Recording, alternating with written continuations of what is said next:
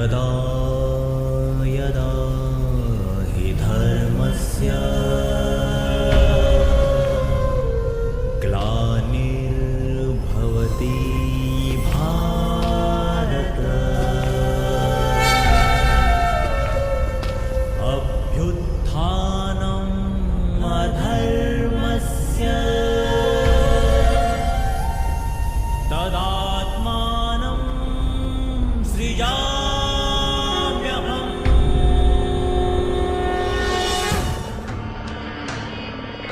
The Lord proclaims in the Bhagavad Gita that whenever there is a rise in a religion, He shall descend to protect His devotees and annihilate the miscreants. Today, we shall witness a pastime of the Lord which especially focuses on Him annihilating the miscreants.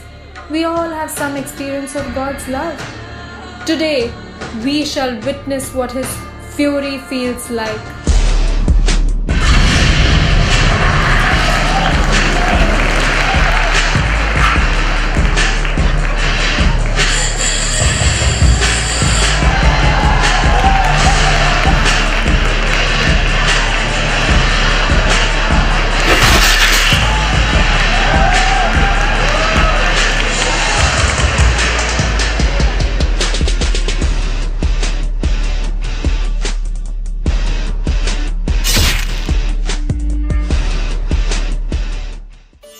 It all started when the son of Bhrigu Rishi, sage Ruchik, visited the Chandravamshi king Gadhi. Unless one controls his mind and senses, there is no possibility of any spiritual advancement.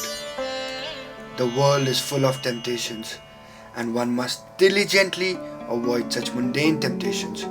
And above all, one must strictly, very strictly, not get attracted to a woman.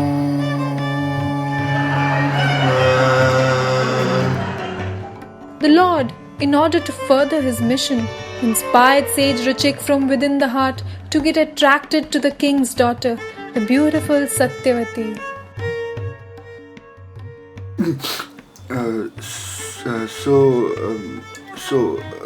What was I telling? You were instructing that one should strictly not get attracted to a woman. Strictly? Did I say strictly? One should at least try not to get attracted to a woman. King Gadhi, I'd better leave now. So suddenly? All right, O Lord, as you desire. Kindly offer us your blessings. I've blessed you proficiently all these years, O King. For a change, why don't you bless me today? Sorry, did I hear? Yes. I want you to bless me. Just like a father-in-law blesses his son-in-law. I wish to marry your daughter Satyavati.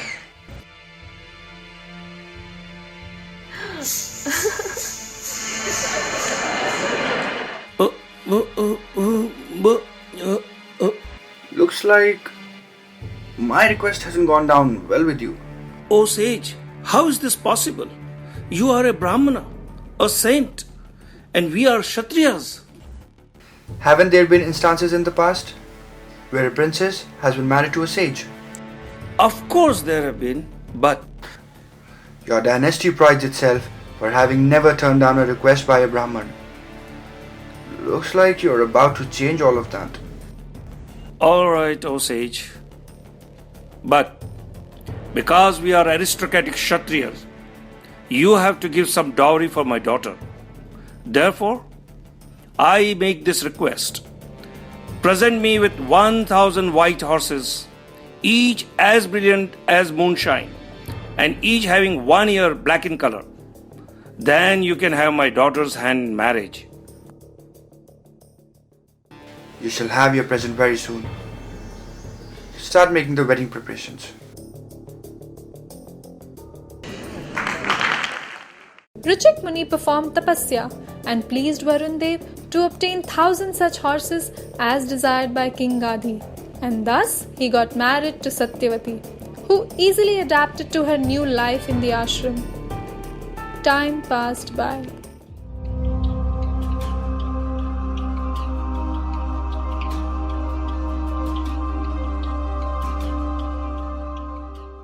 You look tense.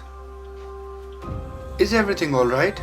Swami, much time has elapsed since our marriage, but we haven't yet begotten a son. What to speak of me? Even my parents never begot a son to carry on the kingdom. I'm thinking, is there any curse which has been cast upon me and my parents? Satyavati, you're worrying unnecessarily for no reason. I shall put your anxiety to rest.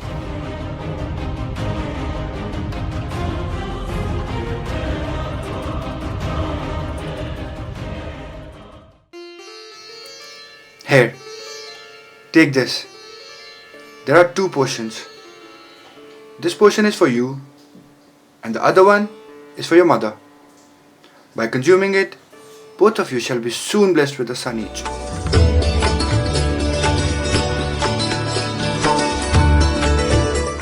Satyavati gave the potion to her mother, who was equally ecstatic.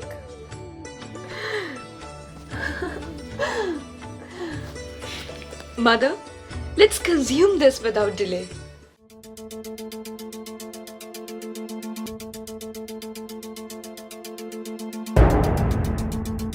Mother, what happened?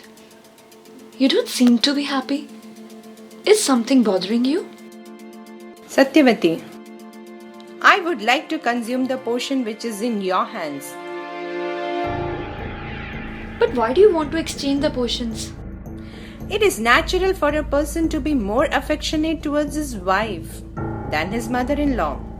So, it can be assumed that the potion which your husband has given to you must be more potent and special than the one meant for me.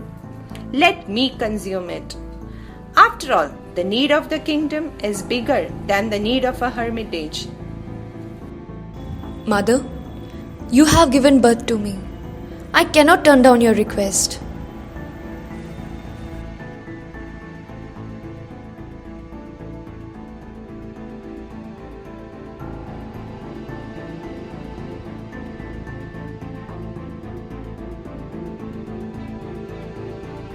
However, you have wrongly judged my husband. I know him. He would not have differentiated among both of us in giving us his mercy. In my opinion, both the potions were absolutely same. Hopefully, there should not be any problem. There is a problem. Big problem. The potion given to you was filled with potency to beget a son in you with Brahminical qualities. Likewise, since a son with Kshatriya skills was needed to rule the kingdom in future, I had invested such potency into the potion meant for your mother. Now by this foolish mix-up, a child with Brahminical qualities will be born to your mother, which doesn't augur well for the kingdom. And similarly, we will have a son who will be born with the fierce Kshatriya traits in this house of a Brahmana. Please undo this unfortunate incident, oh powerful sage. I cannot reverse it. Then could you please postpone the effect for the time being? That I may be able to accomplish.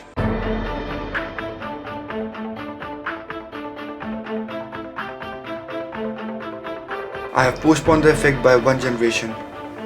Instead of our son, the effect will now be passed on to our grandson.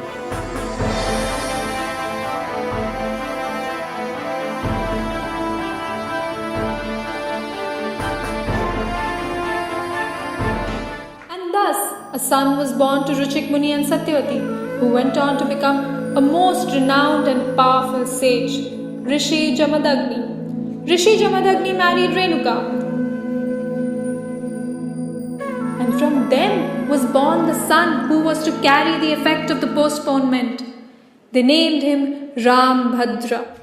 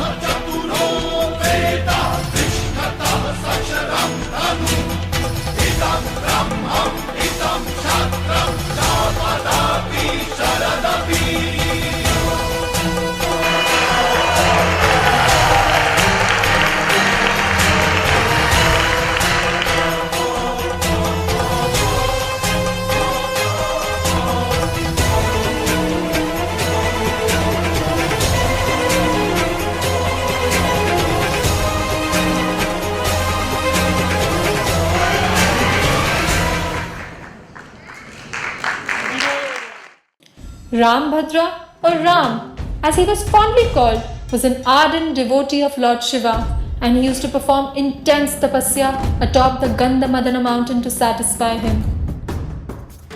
Ram, Mahadev? Oh, Mahadev. I'm aware of the purpose of your incarnation, and to assist you in your mission, I shall bestow my celestial weapons upon you, including this most lethal ex-weapon, the Parshuram. I'm pleased with the intense austerities you have undergone to beget these weapons from me. Now please me with your warfare skills. I desire to have a fight with you.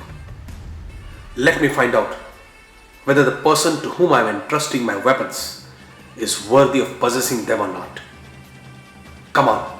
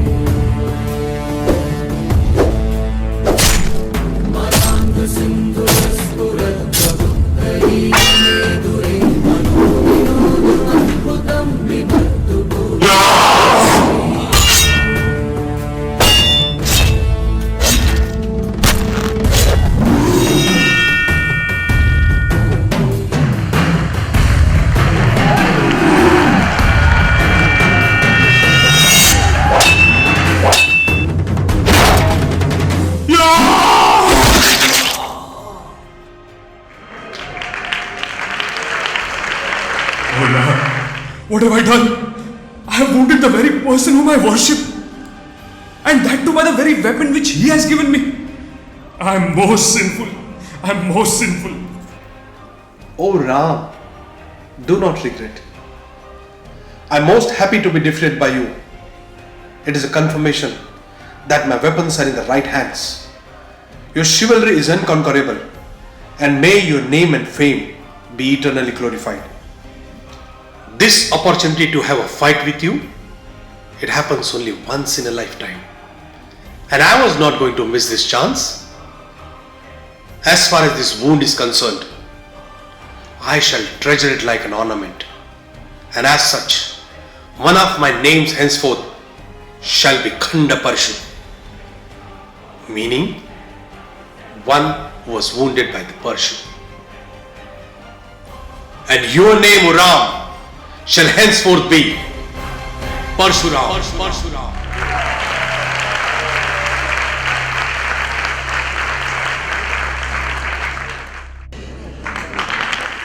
Interestingly enough, the same Parshuram who was victorious over Lord Shiva had to taste defeat at the hands of Bhishma Dev during the time of Mahabharata.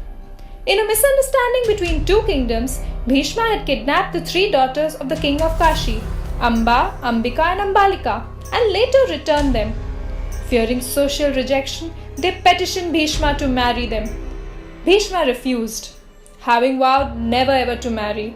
Feeling greatly rebuked, they approached Lord Parshuram, the guru of Bhishma Dev, to fight for their honor. The two had fought fiercely for 23 days. Pitashri, Pitama, Rishi Jamadagni, Ruchik Muni, Pranam. Son, you have incarnated to annihilate the miscreant Kshatriyas. But now, you are engaged in fighting the righteous Bhishma? Please recognize yourself. You are the protector of Dharma, and Bhishma is on the side of Dharma. Therefore, you cannot defeat him. Please forgive me. Despite my best efforts, I am unable to defeat Bhishma. Now the only refuge for you is Bhishma himself.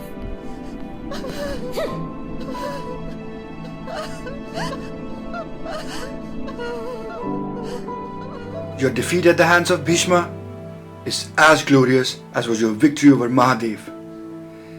It just shows how impeccably well you have trained your Shishya. A student's victory over his Guru is actually the biggest victory for the Guru.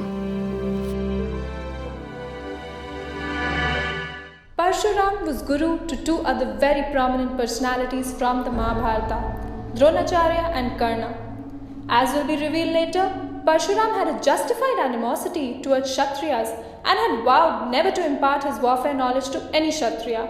While Dronacharya was a Brahmana, Karna was a Kshatriya by birth, although he presented himself as a Brahmana before Parshuram in order to learn from him the skills of warfare. This cheating by Karna was exposed one day when Parshuram was resting on the lap of Karna, and a scorpion bit really nastily into the thighs of Karna.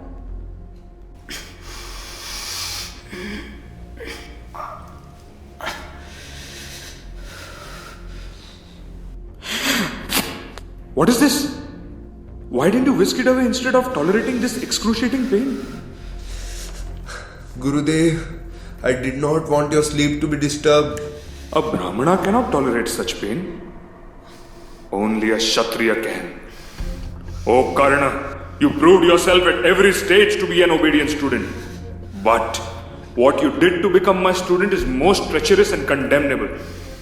You lied to me that you are a Brahmana, knowing well that I would have never trained a Kshatriya. Please forgive me, Gurudev. This act of yours is unpardonable. Therefore I curse you, that you shall stand to forget all warfare knowledge which I have imparted unto you at the most crucial moment of your life when you would need it the most.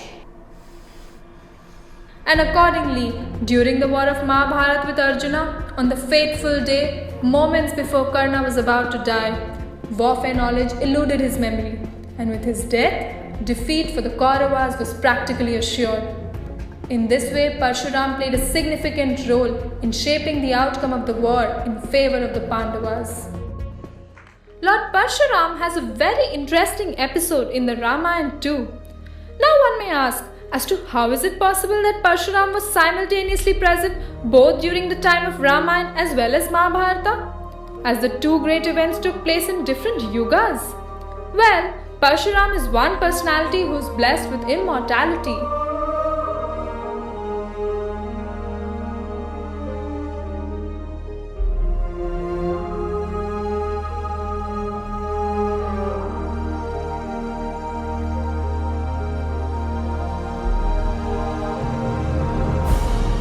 Raghuvanshi Ram की जय। रघुवंशी राम की जय।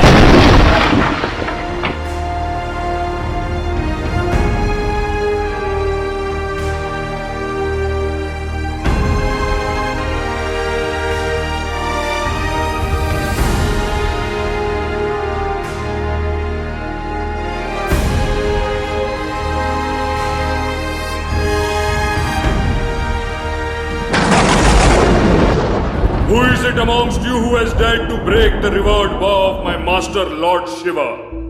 Parshuram ji?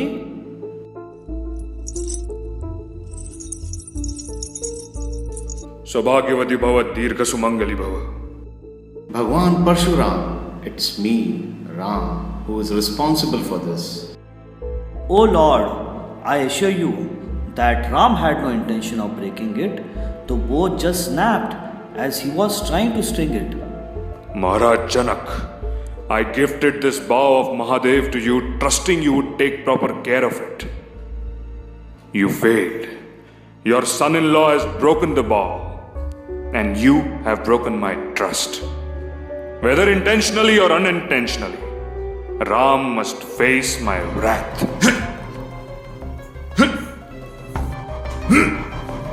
This very axe with which I have slayed millions of Kshatriyas is today refusing to function? What could be the reason? O Parshuram, it is so because you yourself have blessed Sita with the blessing Dirgha Sumangali Bhava, which means she will have her husband alive for her lifetime. Sita is now married to Ram. It is because of her chastity that you are not able to lift your famed axe. Besides, O Parshuram, I advise you to carefully look at Ram, and you will find that he is not different from you. Parshuram could see that Ramchandra was none other than the seventh incarnation of the Supreme Lord, and thus was indeed non-different from himself.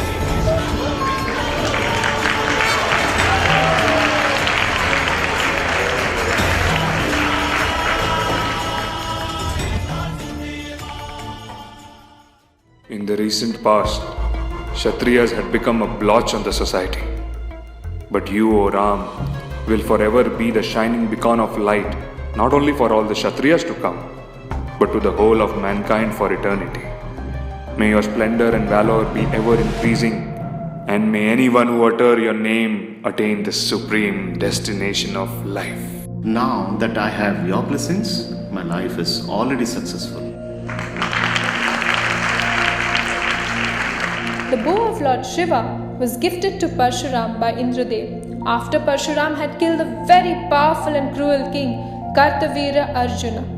Now let us see who was this king and what was his enmity with Parshuram that led to a fight in which millions were massacred single-handedly by the Lord. King Kartavirya Arjuna was the king of Mahishmati in the Haihaya kingdom. He was a staunch devotee of a plenary expansion of Vishnu, Dattatreya, from whom he had begotten inconceivable strength and also the benediction of having 1,000 arms when required. Thus, another name of this king was Sahasrarjuna. He had perfected the 8 mystic siddhis through intense tapasya. Once, while sporting in river Narmada with his many beautiful queens, just to impress them with his strength, he stopped the flow of the river with his 1,000 arms.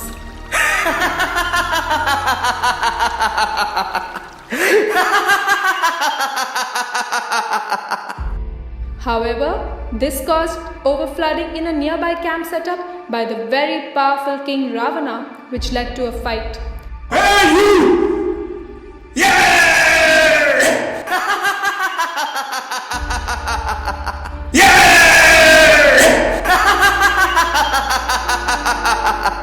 The 1,000-armed Sahasrarjuna comprehensively defeated the 10-headed Ravana just like one tames a fly and held him captive for a year.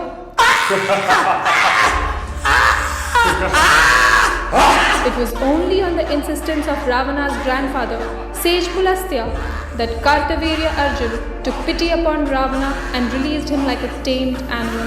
Get lost. Such was the power of Kartavirya Arjuna. It once so happened that the king along with his soldiers were passing through a jungle. O Emperor, we have been roaming endlessly in this endless jungle without food and water. The soldiers, the horses, and above all you yourself are fatigued. We seem to have lost our way a bit. But we need to keep moving. Huh?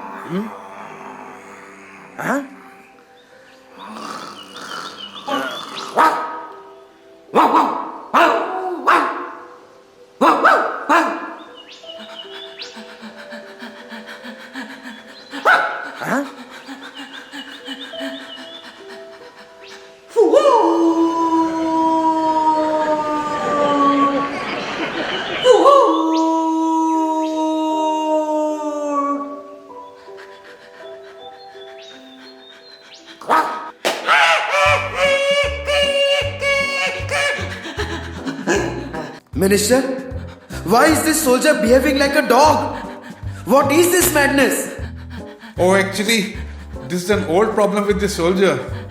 Whenever he feels overwhelmingly hungry, a dog instinct takes over him and he starts behaving like one. If this is the kind of soldiers I have in my army, the world will think that the strength of the Emperor Kartavirya Arjuna has gone to the dogs. Oh no, this is a one-off case. Fact is, this soldier had once told me that he was born a dog in his previous life. Rather, he was the king of the dogs. You see, a past life hangover. The king of the dogs in his past life and the dog of the king in his present life.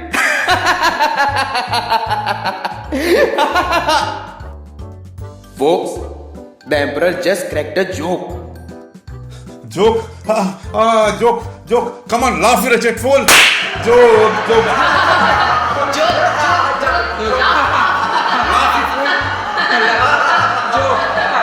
What a joke. Enough.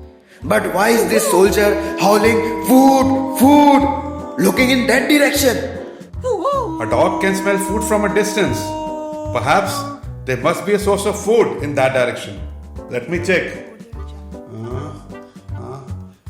Indeed, there's a source of food at some distance. I see an ashram. How can a small, insignificant ashram feed the emperor's entire entourage? You seem to have lost all sense, minister. Who made you a minister? You, master. Huh? I mean to say that there is no harm in trying. Who knows? At least your kind self may get some basic food and water. All right, let's go.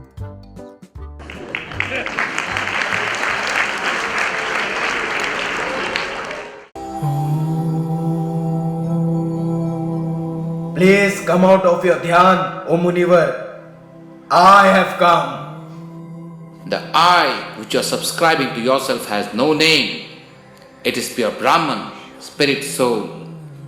Kindly disclose the identity of the person who, under the clutches of Maya, thinking of himself on the bodily platform born out of false ego, considers himself to be something which he is not. Did you understand anything of what he said? No. Maybe he's asking you to introduce yourself. I am Kartavirya Arjun. Oh, the king. Not king. Emperor. Emperor Kartavirya Arjun. Myself and my soldiers are hungry and thirsty. We had come here hoping we'd get some food. But I believe a sadhu is barely able to feed himself. What to speak of arranging for so many of us? Let us leave. Please wait. You and your entourage will not return with an empty stomach from the ashram of Rishi Jamadagni. Oh, sage. You mean you will satiate our hunger with food, right? And not pravachan. Do not worry. I mean food only. All of you may kindly settle yourselves comfortably in the courtyard. Food shall be available soon.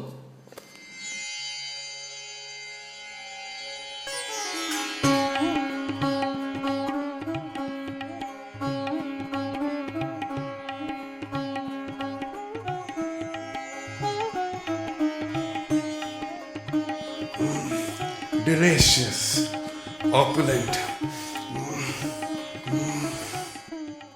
Even our palatial foodstuff is not so opulent. How could this impoverished sage manage all this, and that too within no time? Something is fishy. I need to find out. Why do you get up?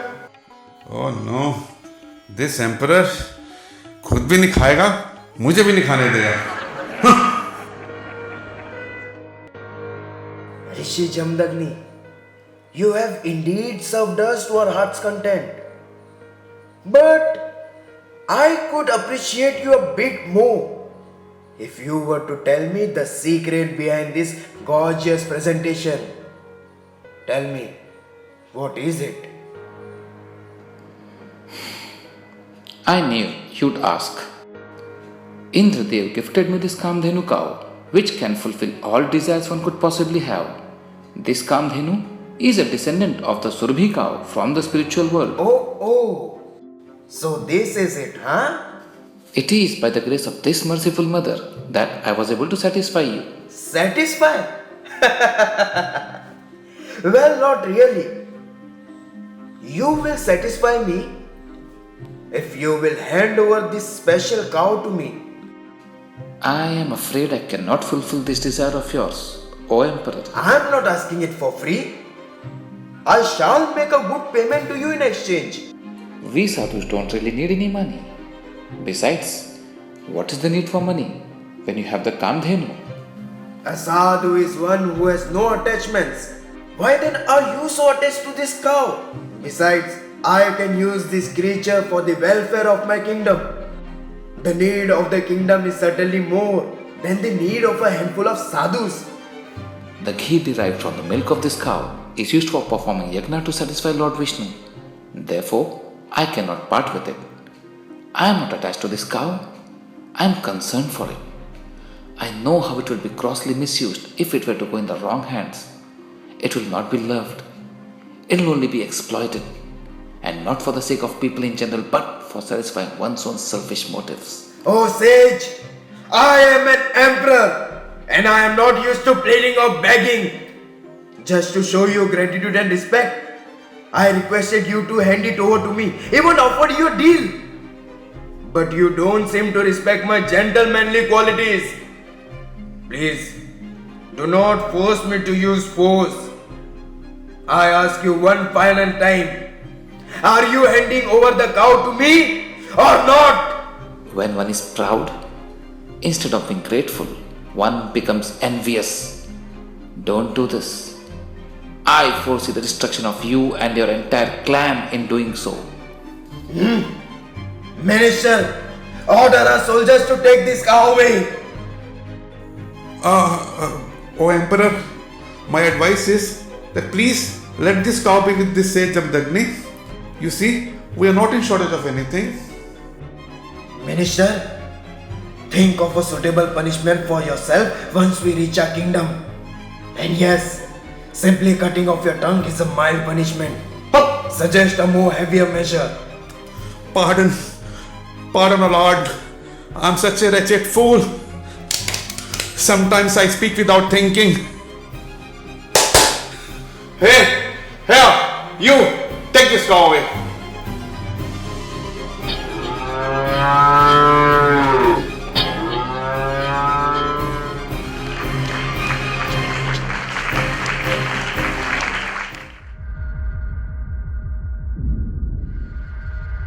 Father, where is Kamdhenu? King Kartavirya Sahasrarjuna has forcibly taken it away to his kingdom. What? How deplorable! That king must be punished. Let go, son. In any case, as per Shastra, the king is the rightful owner of all that be in a kingdom. The Shastras also tell that Kshatriyas are duty bound to protect the Brahmanas and not to exploit them. What to speak of protection? The unruly kings of Haihaya kingdom have violently persecuted so many Brahmanas and innocent civilians in the recent past. Lest we forget that even pregnant women of our clan, along with their unborn babies, were ruthlessly murdered. The time for punishing them is drawing close. I shall go to bring Kamdhenu back to where she belongs. If a fight is what they desire, then my axe won't disappoint them.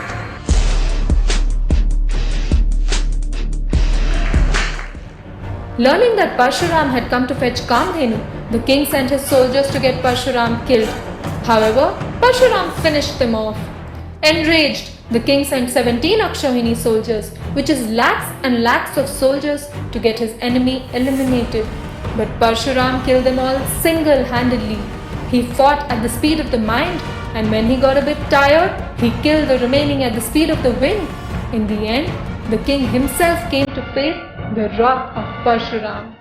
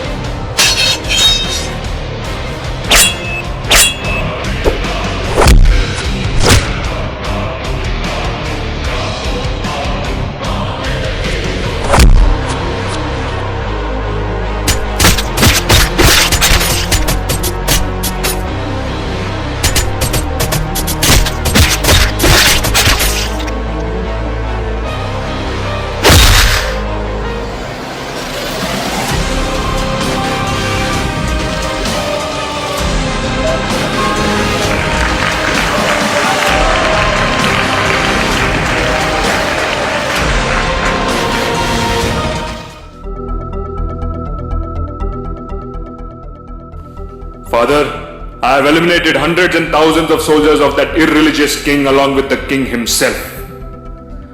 What? Just like the sweet voice of the otherwise ugly cuckoo bird is the cause of its beauty, a Brahmana becomes beautiful by the ornament of forgiveness.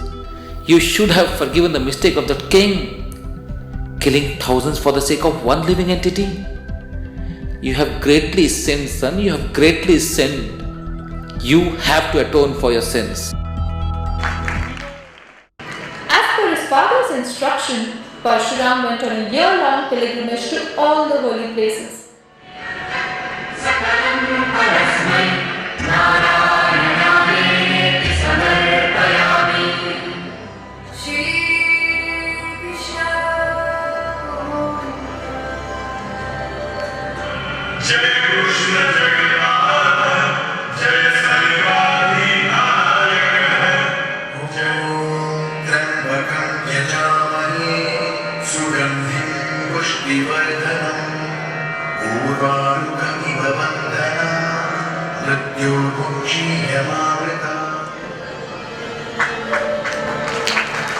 At the end of 1 year, he returned back to the ashram.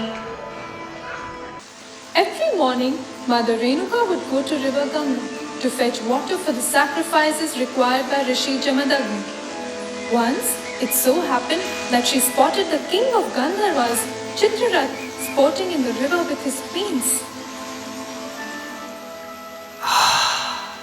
The cooling Ganges water, this pleasant climate, and the company of my apsaras is intoxicating me madly.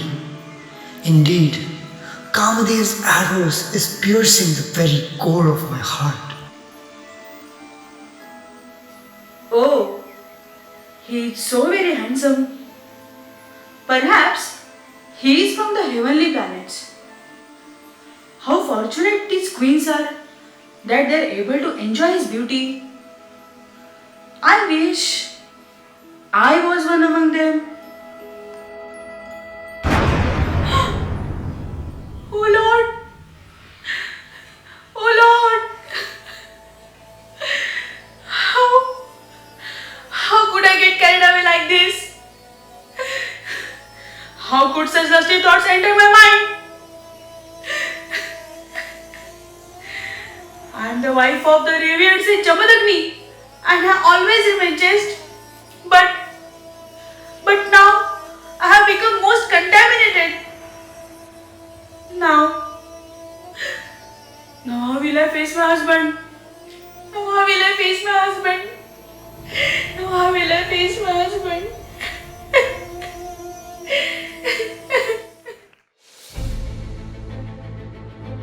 Thinking thus, she entered the ashram.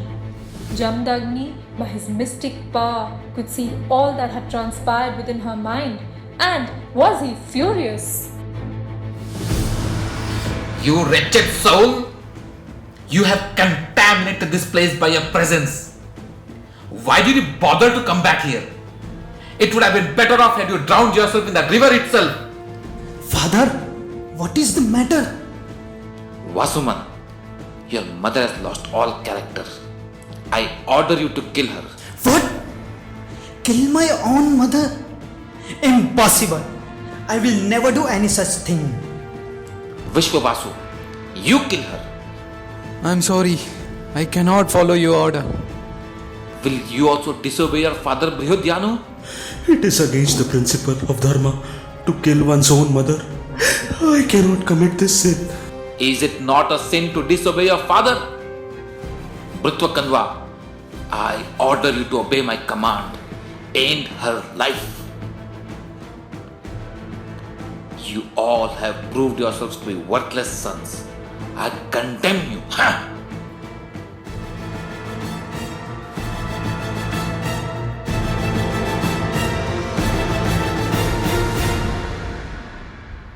Parshuram, your mother has violated the norms of a chaste lady.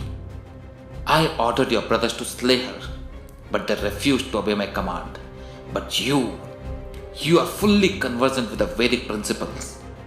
This is your test, Parshuram. Your father commands you to end the life of all your elder brothers and your mother as well. Today, time stands still to witness one of the most path-breaking decisions taken by a most heroic personality. Whether that person succumbs to worldly emotions or whether he chooses to tread the path of righteousness, even at the cost of wounding his own heart.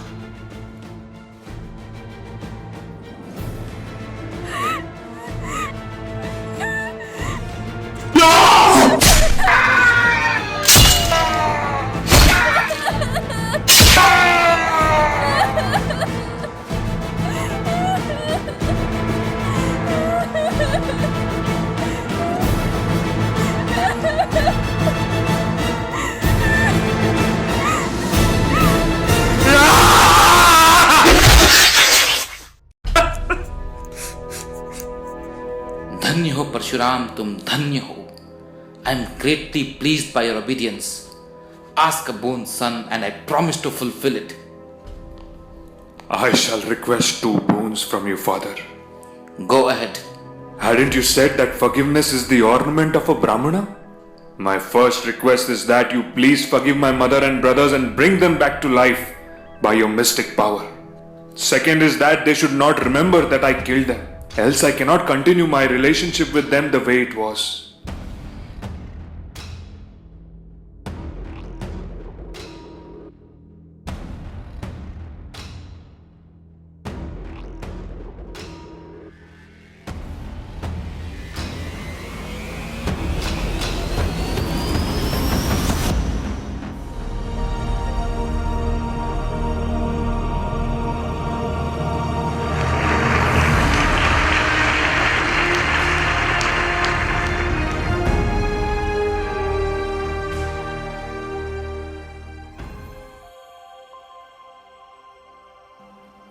Father, I want to request one more thing from you. Tell me. Anger. Anger does not befit your stature. Kindly check its growth and use it judiciously. You are absolutely correct, son. There is no bigger danger than uncontrolled anger. Just look what havoc it has caused today. It propelled me to order the killing of my own family, even though they are full of all good virtues. My anger has caused me to exhaust all pious credits I had accumulated through thousands of years of tapasya in exchange for bringing them back to life. Indeed, it has caused my downfall. You have advised me to regulate my anger. However, I think it is better to give it up altogether so that I may not commit such a dastardly act again in future. Although I foresee that this very giving up of anger will one day take away my life. Meanwhile, the family of Kartavirya Arjun was simmering with anger and vengeance. Shameful! How shameful! Your father has been murdered and you're making merry by drinking wine? No, mother. We drink not to have fun, but to alleviate the pain of having lost our father.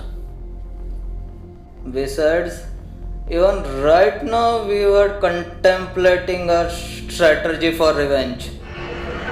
You see, drinking helps clear our thinking and find an effective way of plotting to kill. Shut up! More than a year has passed since the king was murdered, and all you have been doing is just plotting and strategizing to kill that Parshuram? Why don't you go and fight him out? And get killed ourselves too. Mother, our very powerful father, with his 1,000 arms and all his mystic powers, was no match for Parshuram. Even our huge army was butchered by that one person. It will be naive of you to think that we can overpower him. Besides, if we also die at his hands, which of course we will take care of you. No husband, no sons. You all alone in this big bad world. How pitiable. I'd rather be without any sons than to have coward sons like you. What is wrong with all of you? Is your heart not wounded seeing that your father is no more? Does your soul not cry upon seeing your widowed mother? Does your blood not boil upon seeing that Parshuram still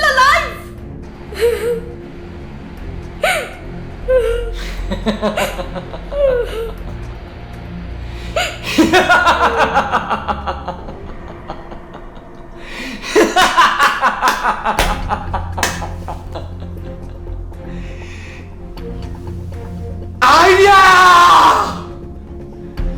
Parshuram, we cannot pin him down, but of course we can pain him. Just like our family is grieving, his family shall grieve too. You mean? Yes.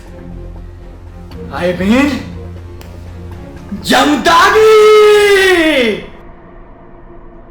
Great idea, brother. Great idea.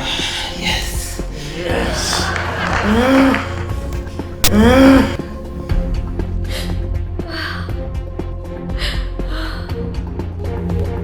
Now dance like a good boy. Mother, I told you that drinking helps me think more clearly. You see, wine works absolutely fine to make my thinking shine. God knows why people hate alcohol and alcoholic.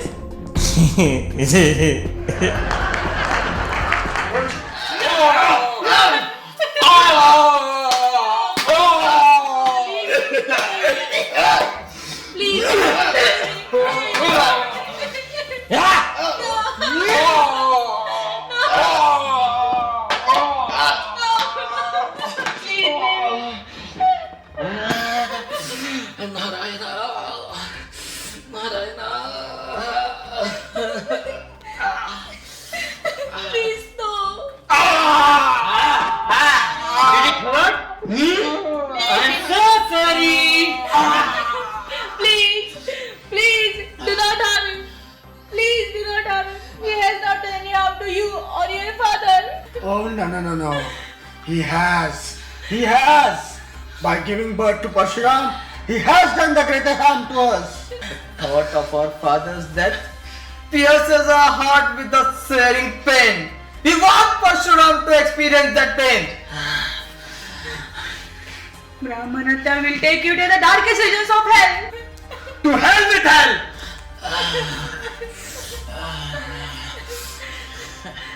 Parshuram? Parshuram? Where is Parshuram? He is the one who is responsible for your father's death. Settle the matter with him, but do not harm my husband. If only we could do that. Swami, you can stop them by your Shakti. Then why are you not stopping them?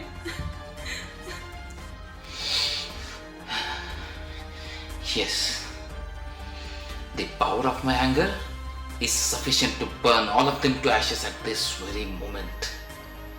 However, I have vowed to give up my anger altogether, and therefore, all of you may succeed in your endeavor. Even though I can still stop this, I won't. Because I know the design behind the chain of events as orchestrated by the Supreme Lord, who is none other than my son Parshuram. Renuka, do not grieve my death. No. Whatever happens, happens by the will of the Lord.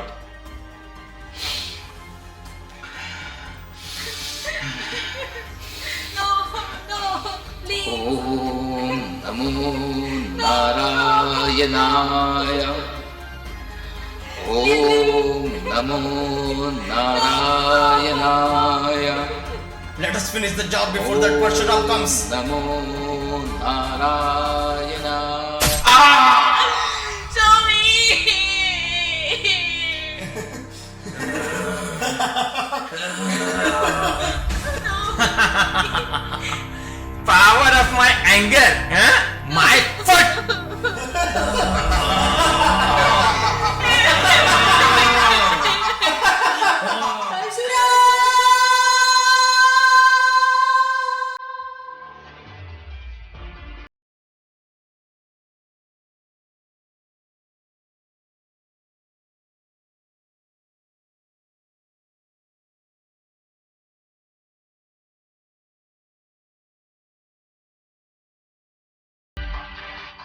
History has witnessed many a battles, but none as bloodied as the one which I am about to orchestrate now. My descent on this planet was to annihilate these miscreant Kshatriyas. The inhuman killing of my father is but just the catalyst needed to set the things into motion. My axe will be blunted slicing through the flesh of this Haihaya kingdom, but kill it will. It shall permanently be colored red. Oh Father, I promise you that your tarpana, oblation, shall not be done with water, but with the blood of those responsible for killing you. Mother, you bet your chest 21 times in despair. I promise you that I shall butcher 21 generations of Kshatriyas. Not a single Kshatriya will be spared. I shall wipe them out from the face of this earth. Of the Kshatriyas, I will be the Exterminator!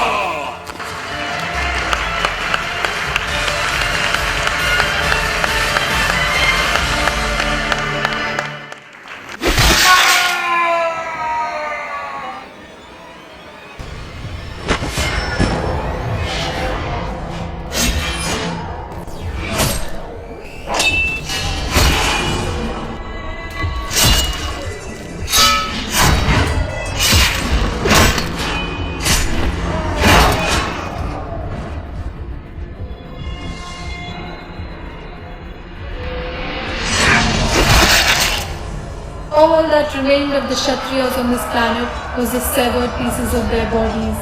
Indeed, in a place called Samanta Panchaka, he created 9 lakes filled with their blood, and he had formed a huge mountain from the severed heads of the soldiers. Such was the fury of the Lord.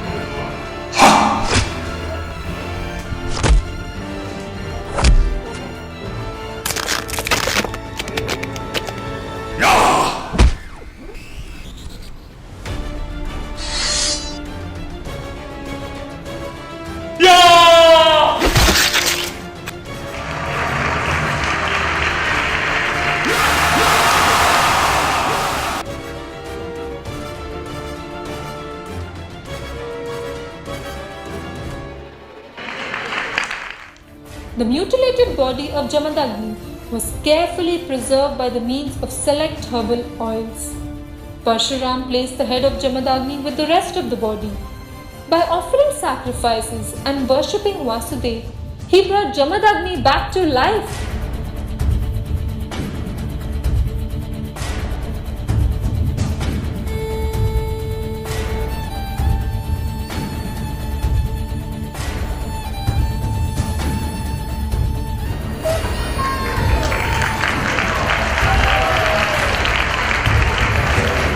Lord Parshuram is the full guru of the Bharadwaj and Kashyap Gotra. He is predicted to be the martial arts instructor of the Lord's 10th and final avatar, Kalki, who will annihilate the entire population at the end of Kali Yuga. The entire tract of land from southern Kerala and Karnataka till Goa emerged from the surface of the ocean at the request of Lord Parshuram, and hence these states are also known as Parshuram Kshetra. At a later stage, when he decided to give up all weapons and violence, he donated these lands to the Brahmanas. And thus, he continues to reside even as of today in the uppermost regions of the Mahendra mountains in a state of deep meditation, ready to be the exterminator of all anarthas inside the hearts of anyone and everyone who hears of his pastimes with faith and devotion.